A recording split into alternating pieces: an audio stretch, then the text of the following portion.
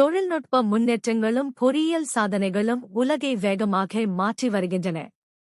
அதில் ஒரு அதிசயமான திட்டம் மும்பை மற்றும் துபாயை இணைக்கும் 2000 கிமீ நீளமான கடலுக்கு அடியில் செல்லும் ரயில் பாதை குறித்த திட்டம் ஆலோசிக்கப்படுகிறது.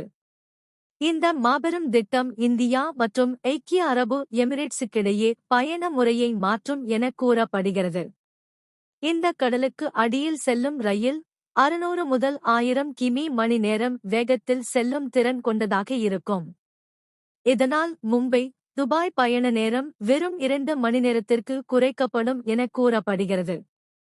கடலுக்குள் மிகுந்த வேகத்தில் பயணிக்கும் போது பயணிகள் பார்ப்பதற்கே ஆச்சரியமூட்டும் ஒரு விசித்திரமான காட்சியை அனுபவிக்க வாய்ப்பு கிடைக்கும்.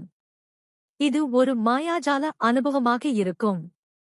இந்த திட்டத்திற்கு 60,000 கோடி ரூபாய் செலவாகும் என்றும், இந்த திட்டம் செயல்படுத்தப்பட்டவுடன் இந்தியா துபாய் இடையேயான வர்த்தக உறவுகள் மேலும் மேம்படுத்தும் என்றும் கணிக்கப்படுகிறது. இந்த ரயில் இணைப்பு பயணிகள் வசதிக்கு மட்டுமல்ல, துபாயில் இருந்து இந்தியாவிற்கு கச்சா எண்ணெய் மற்றும் பிற பொருட்களை வேகமாக மற்றும் திறமையான முறையில் பரிமாற்றம் செய்ய உதவும்.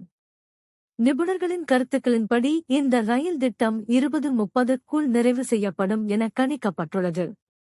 இந்த திட்டத்தை நேஷனல் அட்வைசர் பியூரோ லிமிடெட் நிறுவனம் முன்மொழிந்துள்ளது.